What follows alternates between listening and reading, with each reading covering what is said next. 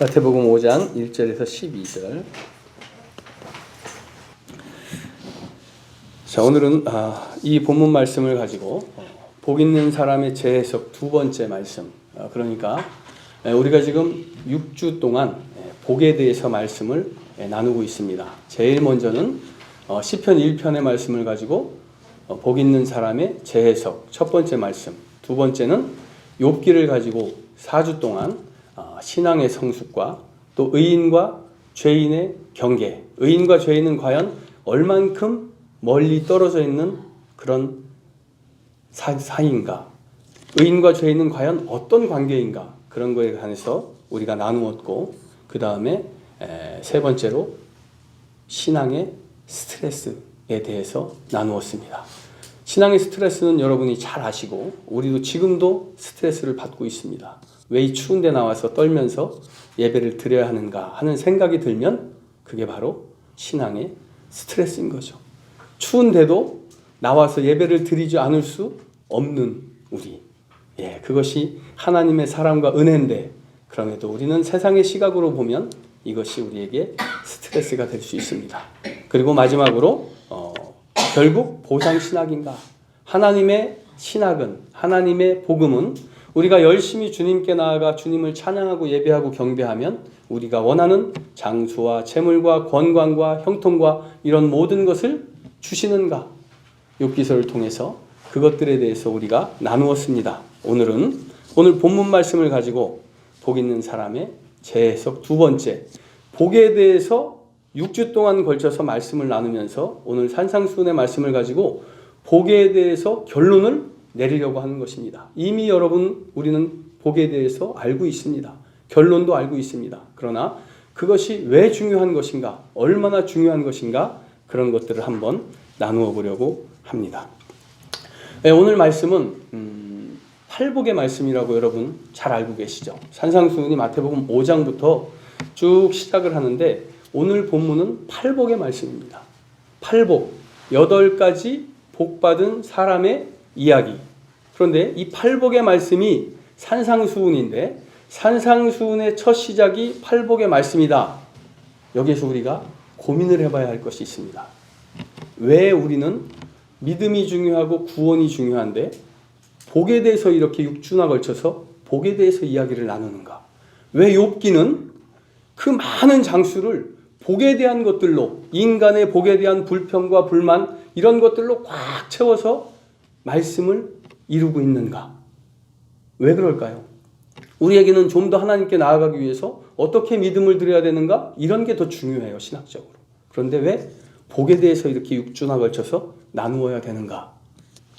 오늘 본문 말씀을 보시면 압니다. 오늘 본문 말씀이 산상수훈의 말씀이에요. 그죠? 산상수훈의 첫 번째 말씀. 그리고 나서 이 말씀이 끝나고 나서 너희는 세상의 빛과 소금이 되어라. 이렇게 말씀하시고 기도에 대해서 말씀하시고 주기도문도 말씀하시고 금식에 대해서도 말씀하시고 율법에 대해서도 말씀하시고 좁은 문으로 들어가라. 이렇게 다 말씀을 예수님이 하셨습니다. 그리고 7장 가시면 7장 20절 21절 이러므로 그의 열매로 그들을 알리라. 나더러 주여 주여 하는 자마다 천국에 들어갈 것이 아니요 다만 하늘에 계신 내 아버지의 뜻대로 행하는 자라야 들어가리라. 이것을 오늘 산상수훈의 첫 번째 말씀, 심령이 가난한 자는 복이 있나니 천국이 저희 것이미요. 이것과 연결해서 제가 한번 읽어보겠습니다. 심령이 가난한 자는 복이 있나니 천국이 저희 것이미요. 이러므로 그의 열매로 그들을 알리라. 나더러 주여 주여 하는 자마다 천국에 들어갈 것이 아니요 다만 하늘에 계신 내 아버지의 뜻대로 행하는 자라야 들어가리라. 자, 여러분, 심령이 가난한 자 나왔습니다. 그리고 열매가 나왔고 다만 아버지의 뜻대로 행하는 자, 이 세 가지가 복과 연결이 되어 있고 천국과 연결이 되어 있습니다. 심령이 가난한 자가 어딜 가요? 천국을 갑니다. 이 심령이 가난한 것은 무엇으로 알아요? 열매로 압니다. 근데 이 열매는 무엇으로? 하나님의 뜻대로 행하는 것으로. 그럼 하나님의 뜻대로 행하는 사람은 누구? 심령이 가난한 자. 이 순환 논리가 무엇을 뜻하는지 그것을 우리가 알아야 됩니다. 그런데 중요한 것은 아까도 말씀드렸듯이 산상수훈이라는 게 뭡니까? 산상수훈. 우리가 팔복의 말씀을 잘 알고 산상수훈이란 말도 너무나 잘 알고 있는데 이 산상수훈의 의미가 뭐예요? 산 위에서 예수님께서 가르쳐 주신 그 교훈, 말씀, 이게 아니라 예수님이 이 땅에 오신 사명이 뭡니까? 우리의 죄를 대속하시기 위한 십자가의 대속이 예수님의 가장 큰 사역입니다. 사명이고요. 자, 그런데 그 사명을 이루기 위해서 이 땅에 오셔서 하신 3대 사역이 있습니다. 가르치시고 천국 복음을 전파하시고 모든 약한 것들을 고치시고. 자, 이게 예수님의 3대 사역인데 이제 시작, 예수님의 사역이 시작되는 30세가 되면서부터 예수님의 사역이 시작이 되었어요. 가르치시고 전파하시고 고치시는 사역이 시작이 됐는데 오늘 본문은 예수님의 사역의 첫 일성이라는 겁니다. 예수님이 이 땅에 오신 가장 중요한 일들이 너무나 많이 있어요. 그런데 그 중요한 일들을 시작하시면서 가장 먼저 하신 말씀이 오늘 복 있는 사람은 심령이 가난한 자는, 이 얘기라는 거예요. 이 팔복의 말씀이. 왜 예수님은 하나님을 믿고 구원받아라 회개, 이 말씀이 아니라 이 팔복의 말씀을 많은 무리들을 통해서 그 말씀을 하셨을까요? 그것을 많은 무리들 앞에 놓고 그 사역의 시작을 알리셨을까요? 물론 우리는 잘 압니다. 예수님께서 이때부터 예수께서 비로소 전파하여 이르시되 회개하라 천국이 가까이 왔느니라, 이렇게 말씀하셨어요. 그 천국을 가기 위해서 해야 될 일을 가장 먼저 예수님은 뭐라고 말씀하셨냐면 심령이 가난한 자는 복이 있나니. 우리의 계산으로 복은 심령이 가난한 것과 연결이 되면 별로 기쁘지 않습니다. 마음이 가난하다니요. 몸은 괴로워도 마음이라도 편해야 되는데 예수님은 심령이 가난한 자는 복이 있나니. 그냥 이 복이 그냥 복이 아니라 어떤 복이요? 천국이 저희 것입니다. 천국과 연결되는 그 복을 말씀하시면서 예수님은 심령이 가난한 자를 말씀하십니다. 이게 우리 안에서 부대끼는 거예요. 그래서 복 있는 사람, 팔복의 말씀, 이런 복이 왜 신학적으로 중요한가? 욥기에서 예레미야가, 욥이, 또 누구예요? 시편 기자 아삽과 하박국이 하나님께 불평하고 불만했던 이유가 뭡니까? 복 때문에 그렇잖아요. 복 때문에. 왜 나는 하나님을 열심히 섬기는데 형통하지 아니한가? 특히 욥. 나는 의인인데 하나님이 의인이라고 하시면서 왜 나는 고난에 지금 처해 있는가? 저 악인의 형통함을 봐라. 하나님. 저 악인은 형통하고 내 앞에서 그들의 자손이 번성하고 내 앞에서 막 즐거움과 그 기쁨의 노래를 부르는데 열심히 하나님께 나아가는 나는 이게 뭡니까? 도대체 이게 뭡니까? 여기까지는 제가 이해합니다. 그런데 하나님, 내가 눈물로 주님을 부르짖어도 주님께서 나를 외면하시니 언제까지 나를 외면하시겠나이까? 의인의 고난을 토로하는 거예요. 이 부조리가 어디에서 오는가? 이것이 복과 관련된 것이고 천국과 관계된 것이고 믿음과 관계가 있는 것입니다. 이 문제가 어디에서 오는가? 우리는 그동안 나눈 말씀을 통해서 내 생각 때문에 온다는 것을 우리가 나누었습니다. 욥기는 하나님께서 당시에 신학적으로 잘못된 해석, 내 생각으로 변질된 복음을 하나님께서 욥기를 통해서 축복에 대한 재해석을 우리에게 알려주신 겁니다. 어떻게 알려주셨느냐? 욥은 고난 중에 하나님을 원망하고 불평했습니다. 이것은 복이 아니라 저주했습니다. 생일을 저주했습니다. 믿는 많은 사람들이 그의 친구들도 다가와서 그에게 저주했습니다. 너의 죄로 인해서 벌을 받는 것이다. 저주했습니다. 그런데 하나님은 그 복이 어떤 거라고 욥기를 통해서 우리에게 알려주시냐면 그 시련과 고난을 통한 중에도 하나님의 사랑이 끊임없이 이어지고 있다는 그 사실을 통해서 우리에게 복의 개념을 알려주신 겁니다. 내가 지금 시련 중에 있습니다. 복이 끊어진 것 같지요? 그게 아니라는 겁니다. 이 시련 중에 하나님께서 나를 꽉 붙들고 있다는 그 복음의 재해석, 복의 재해석을 해주신 거라는 거죠. 오늘 팔복의 말씀 어쩌면 이렇게 욥기와 똑같이 하나님의 복에 대한 해석을 따라 하시는지 참으로 신비롭습니다.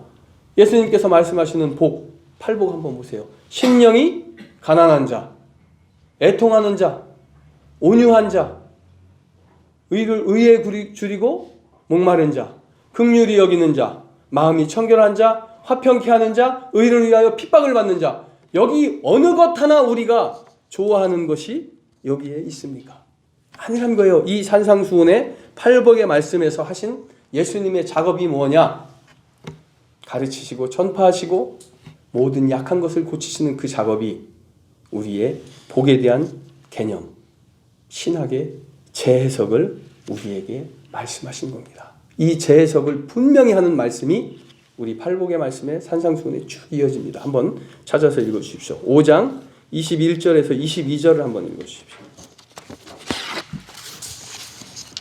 사람에게 말한 바 살인하지 말라. 누구든지 살인하면 심판을 받게 되리라 하였다는 것을 너희가 들었으나 나는 너희에게 이르노니 형제에게 노하는 자마다 심판을 받게 되고 형제를 대하여 라가나 하는 자는 공회에 잡혀가게 되고 미련한 놈이라 하는 자는 지옥불에 들어가게 되리라. 네, 이 말씀이 무슨 말씀이냐면 옛사람에게 말한 바 살인하지 말라. 누구든지 살인하면 심판을 받게 되리라 하였다는 것을 너희가 들었으나, 이 뭔 뜻이냐면 하나님의 계명을 이들이 이렇게 해놓고 이 계명을 지킵니다. 자기 스스로 이렇게 해석을 해서. 그러나 너희가 그 계명을 너희 생각으로 해석을 해서 지금 이렇게 지키고 있으나 그러나 나는 너희에게 말하노니 그것이 틀렸다.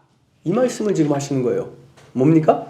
예수님의 복음에 대한 재해석인 겁니다. 지금 그 뒤로 27절에서 28절을 보시면 또 간음하지 말라 하였다는 것을 너희가 들었으나 나는 너희에게 이르노니 여자를 보고 음욕을 품는 자마다 마음에 이미 간음하였느니라. 이게 뭔 뜻인 줄 아십니까?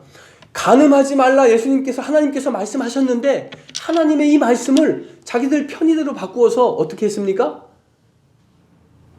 간음하기 쉽게 만들어놨어요. 법으로.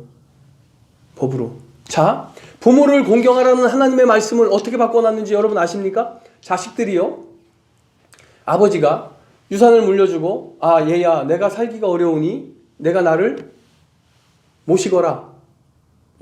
내가 어렵다 하면 이 자식이 아파트도 있고 땅도 있어요. 그러면 이들이 땅이 있으면 모셔야 됩니다. 법이.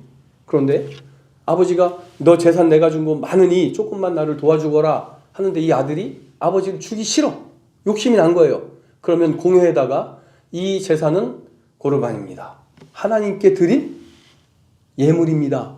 이렇게 얘기하면 그것은 하나님께 드린 예물이기 때문에 아버지에게 주지 않아도 됩니다. 다 그렇게 하나님께 드린 예물을 만들어버려요. 그리고 아버지께 드리지 않습니다. 그리고 아버지 돌아가서요, 어떻게 하는 줄 아십니까? 공회에 가서 그거 다시 돌려주세요 하면 돌려줍니다. 법이 그래요. 이게 뭔지 아십니까? 내 욕심으로 말씀을 해석해서 내가 살기 편한 그런 율법을 만들어 버린 겁니다.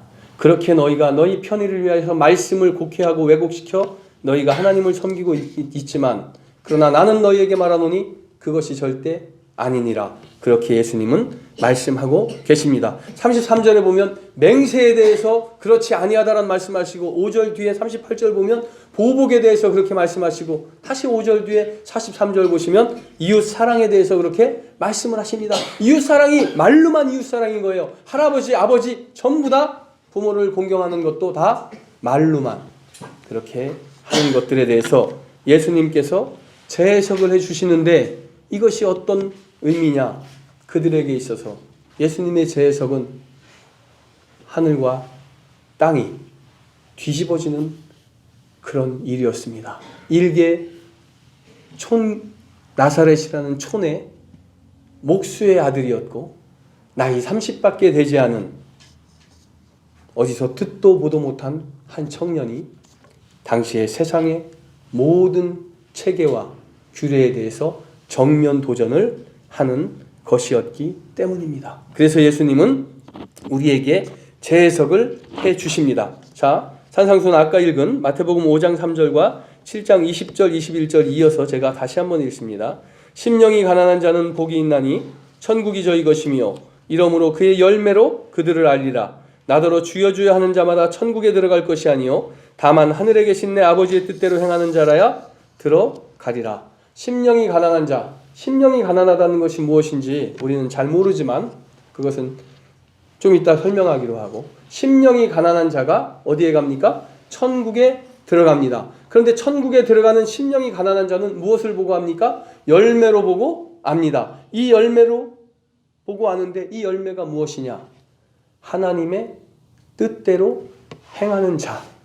하나님의 뜻대로 행하는 자가 심령이 가난한 자이며 심령이 가난한 자는 천국에 들어가는 자이다. 이 세 가지가 계속 반복이 되는 거예요. 우리 삶에, 우리 믿음에 있어서. 이 순환 구조가 예수님께서 우리에게 정의하신 복의 개념이고 믿음의 개념이고 구원의 개념입니다. 그런데 본문 말씀을 가만히 보시면 심령이 가난한 자, 애통하는 자, 온유한 자 쭉 이렇게 8명이 나옵니다.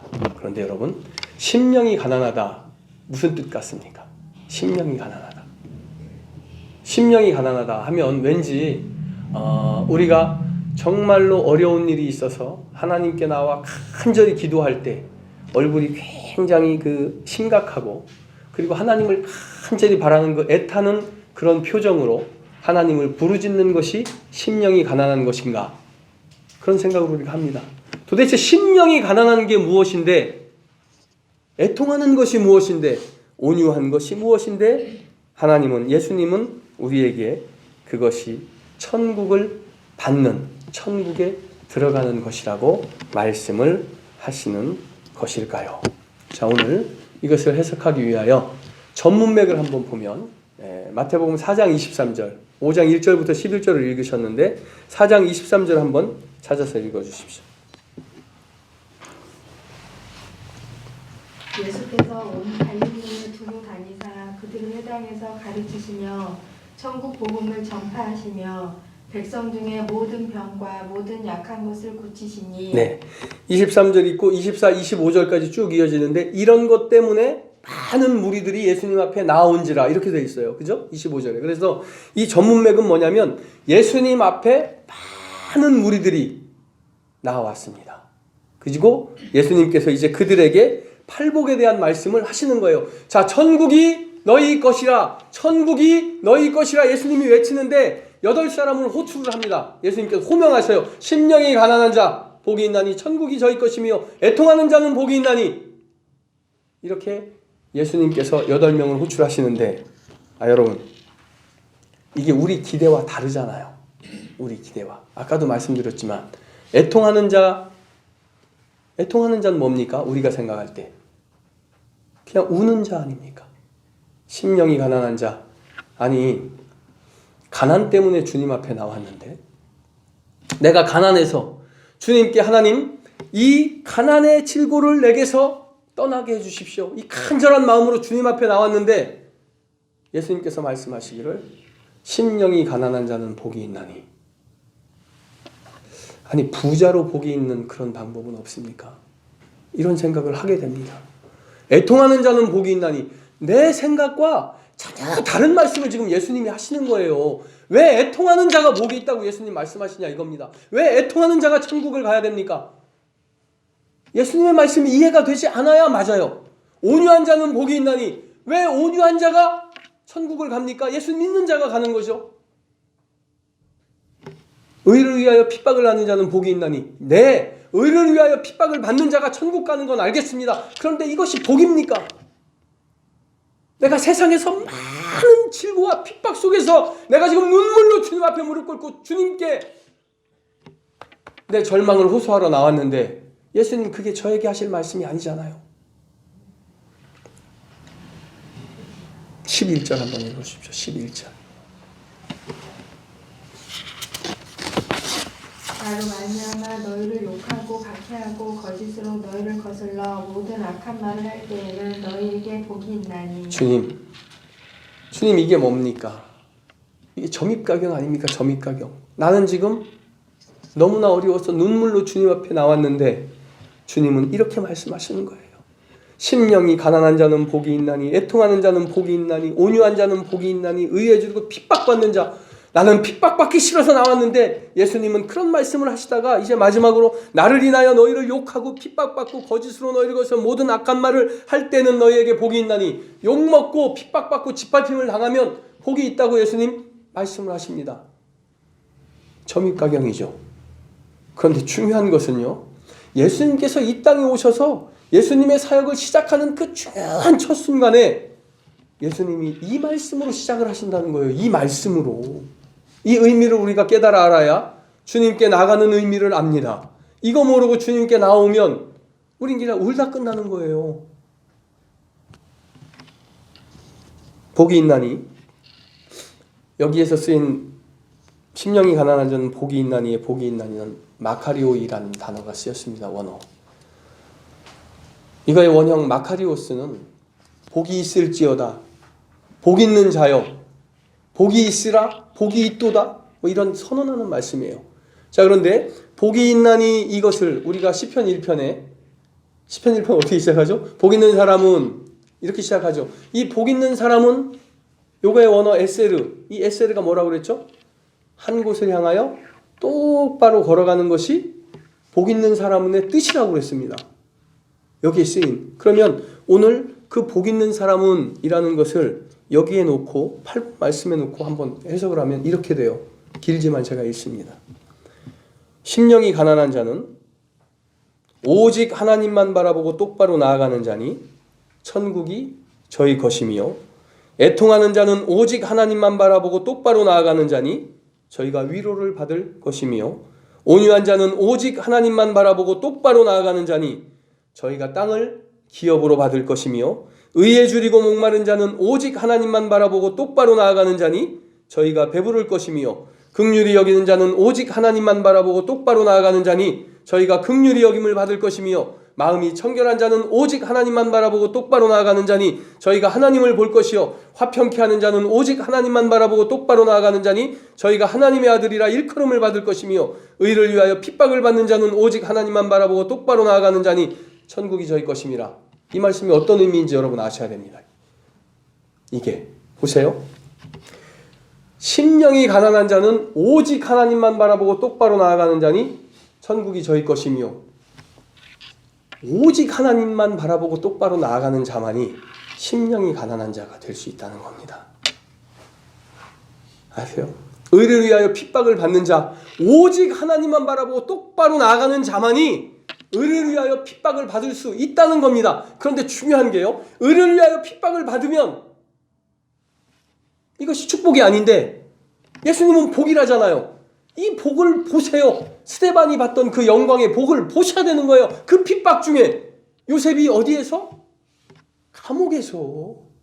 요셉이 감옥에서 무슨 형통이 있겠습니까? 그런데 하나님은 요셉을 감옥에 두시고 범사에 형통하게 하셨더라 하신다는 거예요. 그럼 중요한 건 뭐예요? 복은 뭐예요? 내 마음이 하나님만 바라면 내 발이 진흙탕 속에 빠져 있어도 나는 복을 누릴 수 있다는 겁니다. 복을 누리기만 하냐? 감사를 드릴 수 있다는 거예요. 그래서 오늘 해석해야죠. 이제 심령이 가난한 자는 복이 있나니, 이 심령이 가난한 게 무슨 뜻인 줄 아십니까? 자, 이게 뭡니까? 심령이 가난한 자. 이게 욥의 마음이라는 거예요. 욥이 의인의 고난을 당했습니다. 그 엄청난 고난 중에 욥의 마음이 어떤 건지 아십니까? 그게 가난한 거예요. 왜 가난한 줄 아십니까? 하나님의 뜻을 몰라서, 하나님의 뜻을 모르는 거예요. 이 고난 중에 계신 하나님의 뜻을. 욥이 어떻게 나갔습니까? 주여, 이 고난 중에 하나님의 뜻을 내게 보여주소서. 내가 주님께 외치고 부르짖는데 하나님 옷이 있나이까? 제발 나와 함께 하사 주님의 뜻을 내게 알게 하소서. 이게 심령이 가난한 거예요. 오직 주님만이 이것을 해결할 수 있습니다. 주님만이 하십니다. 하나님을 의지하는 그 마음이, 그것이 심령이 가난한 거예요. 이 가난은 좋은 겁니다. 이 가난은 어떤 가난? 오직 하나님만 바라보고 똑바로 나아가게 하는 그 가난이에요. 애통하는 자, 욥의 애통을 우리가 아셔야 됩니다. 욥의 애통을. 내가 지금 진흙탕 속에 있는데 이 절망 속에서 욥이 애통했습니까? 아니요. 그는요, 자식이 다 죽고 재산이 다 날아가고 온몸이 병에 걸려서 고름이 나고 그거를 긁으면서도 그는 하나님을 찬양한 사람이었습니다. 그런데 그가 왜 애통합니까? 왜 애통했어요?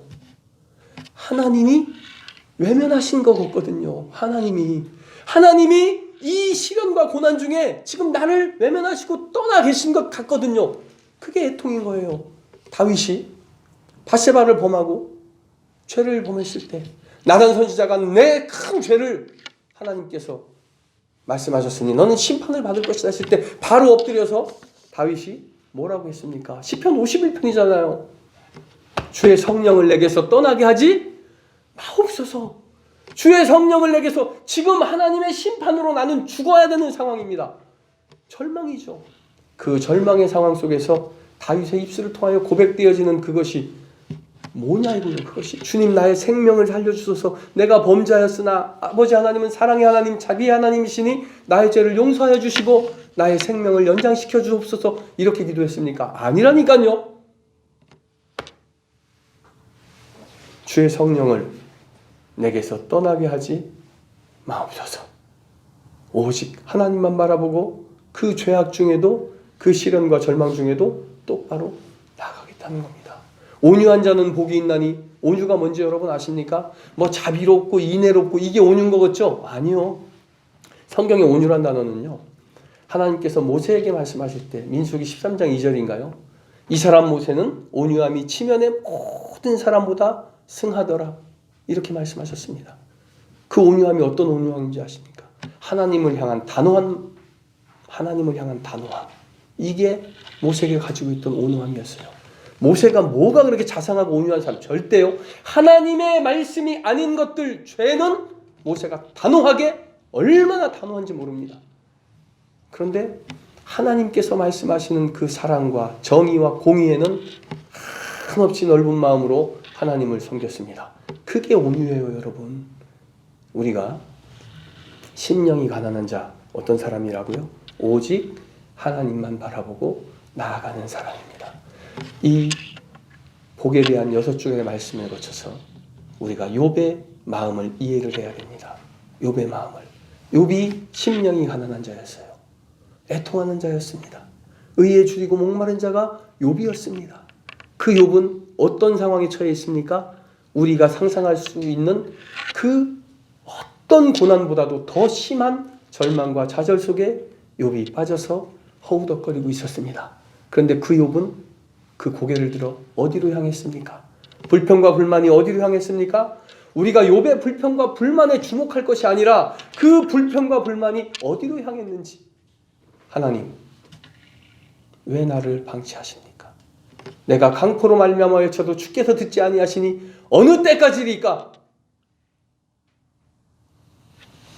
왜 그 불평과 불만이 불신이라고 생각을 합니까?